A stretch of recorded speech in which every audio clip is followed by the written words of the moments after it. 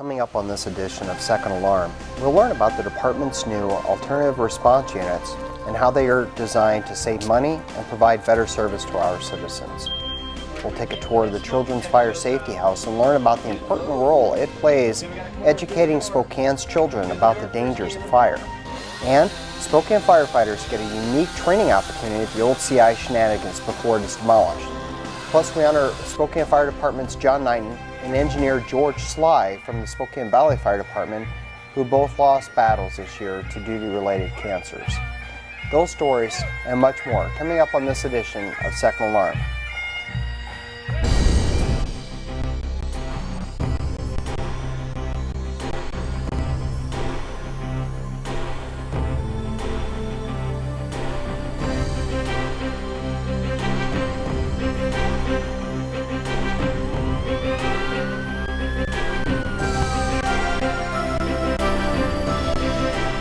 Hello and welcome to this edition of Second Alarm. I'm Assistant Chief Brian Schaefer. This fall, the Spokane Fire Department is deploying single-person paramedic alternative response units to 3 of our Spokane Fire Department fire stations. The ARUs, as they're called, are designed to respond to lower priority non-emergency calls. Spokane Fire Chief Bobby Williams has more.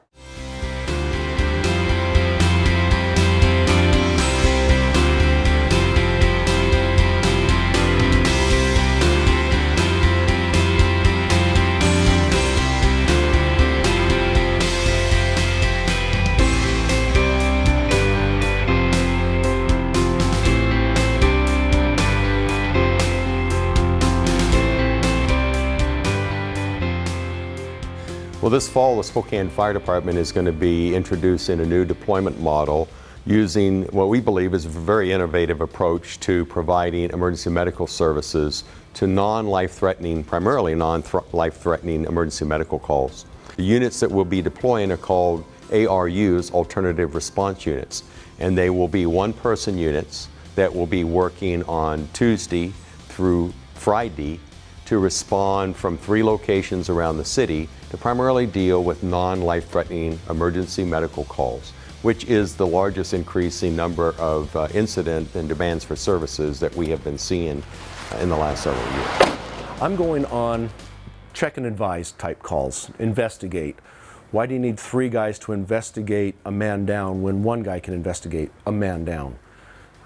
Sometimes those turn into something bigger, in which case I can withdraw if necessary or call for help as necessary. Another example would be someone who is generally sick, not acutely sick. Perfect. I can go in there, measure their vital signs, figure out what their ailment is, do they need transport to an emergency room or not, and call for the resources that are required to mitigate that particular situation. Bravo call. Spokane AR 11, general sickness. As our calls for service have been changing over the last 15 to 20 years. And what we are trying to do with this program is to get the right type of response for the right type of call.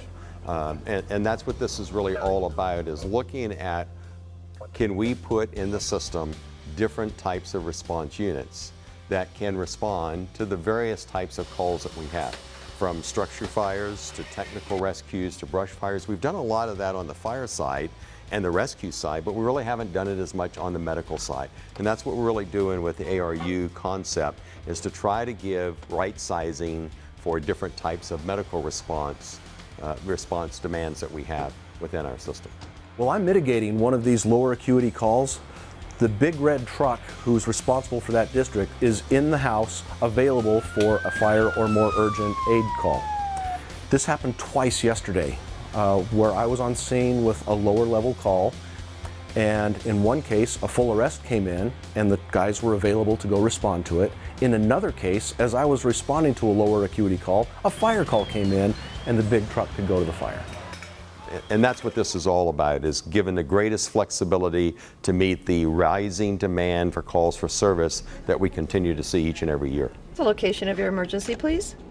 One of the things that we wanted to do during this trial was to try to really minimize the costs to the public and to our budget for this program. So to the extent possible, we're using existing equipment. We've taken some of our older SUV units and we're converting those and putting them in service so that we don't have the expense of buying new vehicles. We're taking some of our existing equipment and putting them on these vehicles. The personnel that are starting the program are all volunteers. We advertise throughout the job. We had a number of people that were interested in trying this program and really getting it off on the right foot to make it work and to see how it works in the trial. We're going to be working a different work shift than we've ever worked before. So that is going to be something that we're going to have to evaluate and see how it works. We're doing Tuesday through Friday because that's generally when we have the highest volume of calls during the week. So a lot of those things that we're looking at, we're trying to do it with minimal cost so that we can really determine whether this has a long-term positive exposure for the community and for the department. The Spokane Fire Department's Children's Fire Safety House has been on the road for over 20 years and taught over 10,000 students how to be safe around fire. Fire Public Education Officer Jan Doherty has more on this unique teaching tool. All right. Come on, guys. You gotta follow the line. Children's Fire Safety House has been one of the most amazing educational tools that Spokane Fire Department has had in the last 20 years. In order to really teach kids and their families how important it is to have a fire escape plan and how important it is to have working smoke detectors, enough of them for the size and shape of their home and their family. We should have at least one working smoke detector on every level of our house, right? So we have one. We hope that as people see this house moving down the road, they remember like, oh yeah, have I got the plan together, and oh yeah, have I got the smoke detectors working. So now we know what the word prevent means. At this point in 2013, we are probably at about 46,000 children that have been through the Children's Fire Safety House with the full program. The house was rededicated a few years after it was initially on the road, and it was rededicated to the memory of the four Schliebe brothers who died in a house fire in late October a number of years ago. And so the picture of those children in the house has been a very important part of it, and their spirit and the spirit of their family, hoping that that will never happen to another child in our community. Okay guys, see how, so it's all hot, burnt, burnt, hot, burnt, burnt, burnt, burnt, not working. The only part that's not burnt is this very end right here. Is she lower than that right there? Yes. Yeah, so that means that it's not as hot right here as it is up here. Do you think she'd be pretty safe? Yeah. Yeah, absolutely. Okay, good. Give her a round of applause, guys. Nicole. The kids get background in some fire prevention. They learn how to put a lid on a pan if there's ever a grease fire. They get a chance to practice a simulated 911 call to know how to make that call. My house is on fire. Are you calling from your neighbor's house? Yes. Learn what they are going to be expected to be able to respond to if they are the person that's making the initial 911 call. Where do we get when that smoke detector goes off? A special feature of the upstairs unit is that the mock bedroom area, where after the children have the lessons on the smoke detectors and various ways in which to escape a burning building safely, they get an opportunity 2 by 2 to go into the bedroom area, and artificial smoke is pumped into that room. So they have, when they hear the smoke detectors go off, they roll out of the bed, they crawl to the door, check the door with the back of their hand to see if there's flame or heat on the other side. Then they go out their secondary exit, which is a window. All right, Miles, let's do this. Come on, Miles. One of the things that has been interesting to see over the years are comments that we get back in written form from the children, which is really a good part of our evaluation. And with that, we always, in every classroom, we get some kids talking about their favorite part was on the first floor and others their favorite part on the second floor. You kind of think, well, every kid's going to like the smoke the best, but many really enjoy the video presentations as well, and they remember the 911 and the stop, drop, and roll, which makes us feel good because we tried in designing the curriculum for the Children's Fire Safety House to really hit on a lot of different messages and doing it in different ways so that, because all of us learn in different ways and we absorb in what we need hopefully at that particular time. So it seems to be a curriculum that has managed the stretch of time for the past 20 some years. Before it was demolished this summer, the Spokane Fire Department engine and ladder companies had the opportunity to train in the former CI Shenanigans restaurant. It's a real-world training opportunity that our crews don't often get the chance to train in. Battalion Chief Dave Hayworth has more.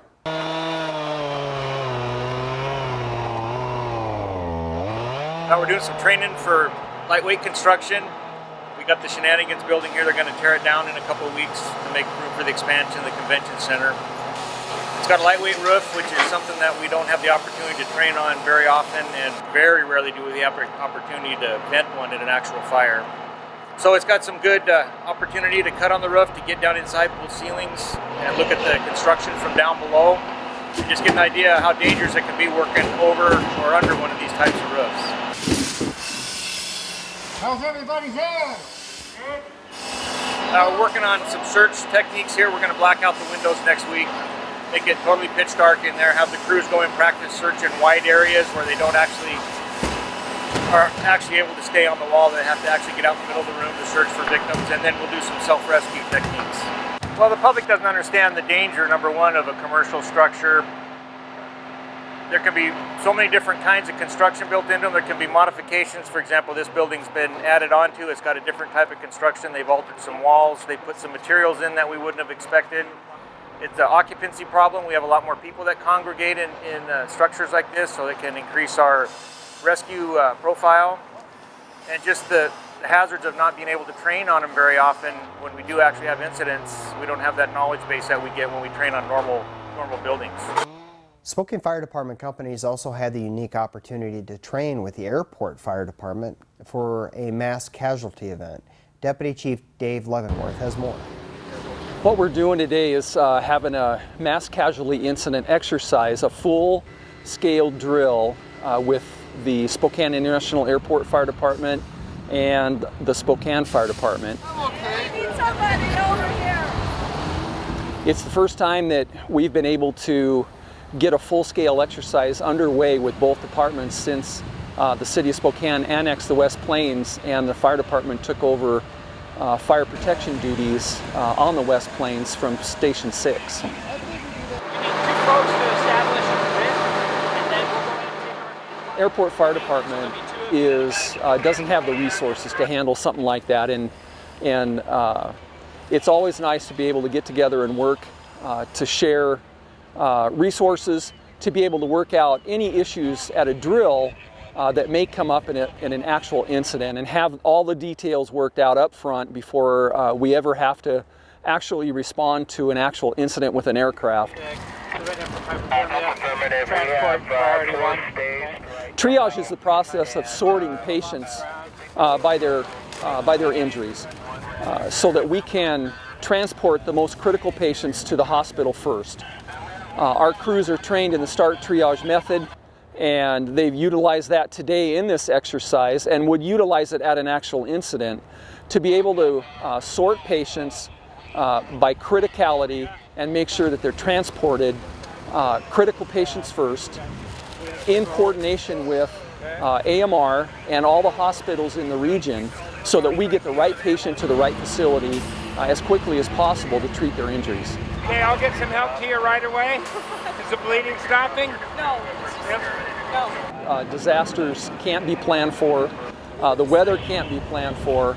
And just the fact that it's difficult today, I think will help us in the eventuality that we ever have an incident like this.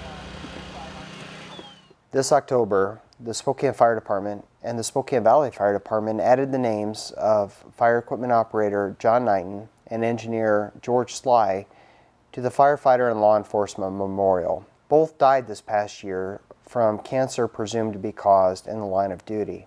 Their names join the multiple others who have made the ultimate sacrifice.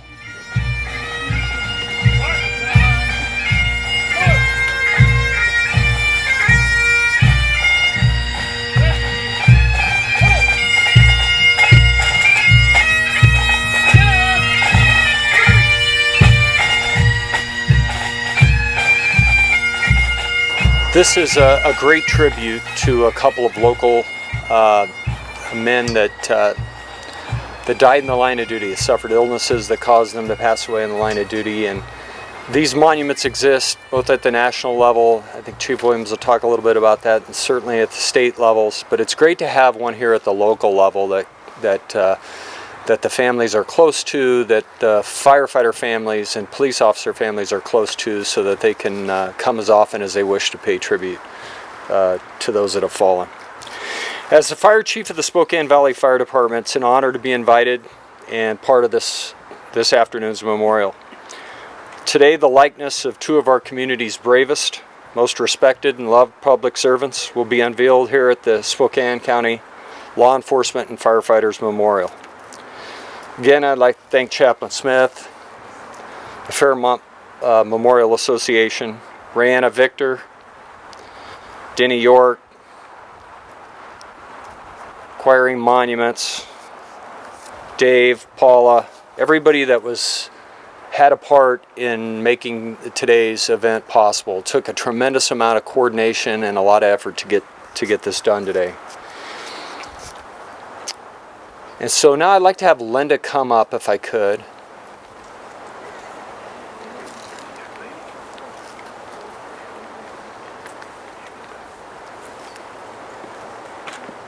You can go right here, I think is fine.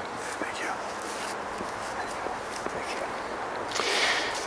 This is Linda Sy, George's wife. George was a second-generation Spokane Valley firefighter, and his career spanned some 32 years before his retirement. Unfortunately for everyone, George and I have the opportunity to enjoy much of that retirement. It's all too often in our occupation, our brothers and sisters are taken by serious illnesses that are occupationally related. This was the case with George and John. As the fire chief, I have an obligation to George, to John, and every other firefighter and their families to work at eliminating these insidious diseases so that the list of names on memorials like this becomes much shorter. So today we pay honor to two extraordinary men who accomplished extraordinary things during their time with us. I rest assured that they appreciate and admire the respect that comes with today's ceremony, and would thank you all for being present to honor them. So with that, Linda and I are going to unveil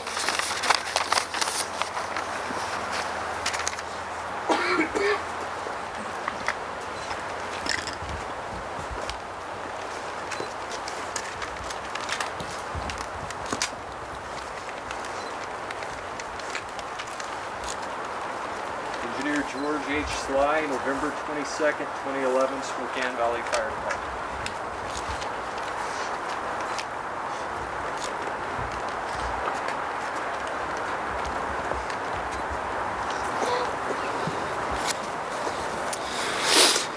Very special. Very special. Bobby Williams is chief for the Spokane Fire Department. He's going to come and speak on behalf of the Knighton family.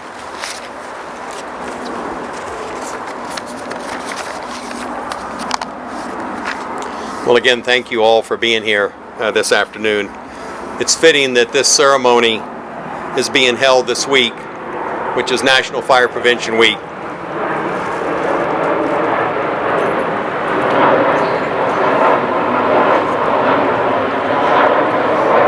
It's also when the National Fallen Firefighter Memorial Service was held earlier this week. The National Memorial was constructed in 1981 at the National Fire Academy in Emmitsburg, Maryland. And in 1990, it was officially designated by Congress as the National Memorial to Career and Volunteer Fallen Firefighters. As noted in the program and has already been alluded to, this local memorial was dedicated on May 15th of 2008. And we are so grateful to Fairmont Memorial Association, to the Spokane Police Department History Book Committee, and the Law Enforcement Museum for the memorial's formation and for this ceremony today. We couldn't have done it without Bob Smith's officiating. He's been just great in supporting us over the years in all types of events, involving our members, and we are very grateful to him. As well as to the Honor Guard and the Pipe and Drum for their role in the recognition today. And then I know Chief Collins has recognized Rihanna. I also want to recognize Susan Walker, Dave, and all of the others who planned this event. This didn't come together without a lot of planning. Our losses for both John and George are still really too recent for most of us. Over time, our grief may ease, but their memory must live on. We are very fortunate to have this Law Enforcement and Firefighters Memorial to help strengthen the memory of these brave men and the commitment that they made to this honored service and to our communities. This memorial is for all to see, and it's just another way of us to pay tribute to John and George and all of the others who've made the ultimate sacrifice for us. To Shauna and Ashley and Casey and Kylie, thank you for being with us today as John's memorial is enshrined at this special place. Please know that all of you remain in our thoughts and our prayers and close in our hearts. We extend our deep acknowledgement to Linda and to all of the Sly family as we honor George. And we remember the 16 other members of the fire service, all of whom were Spokane Fire Department members, as well as those in law enforcement who died in the line of duty and are recognized at this memorial. Today, as we unveil the remembrances of John and George, let us remind ourselves of the treasured times that we had with them and how we are better for them having touched our lives. Let us pray for comfort for their families and pray that those who serve in the fire and law enforcement fields are never here again to engrave new names on this memorial. Thank you for being with us today, and God bless the memory of John Knighton and George Sly. If I can ask Shauna and if the girls want to come forward.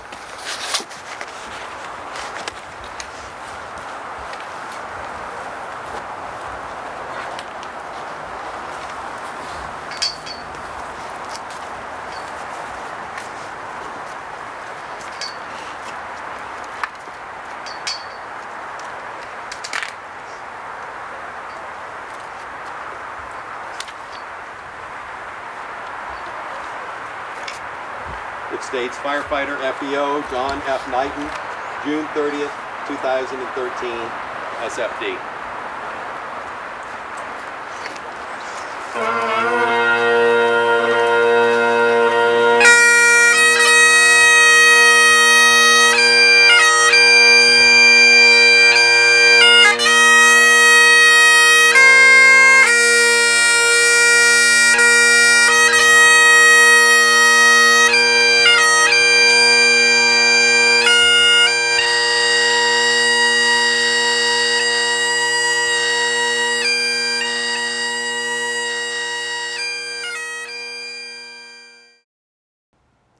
That's all for this edition of Second Alarm. You can check back episodes at our YouTube channel on the internet, and if you have any questions or comments, drop us a line at fire@spokanefire.org or give us a call at 509-625-7000. Thanks again for watching, and please stay safe.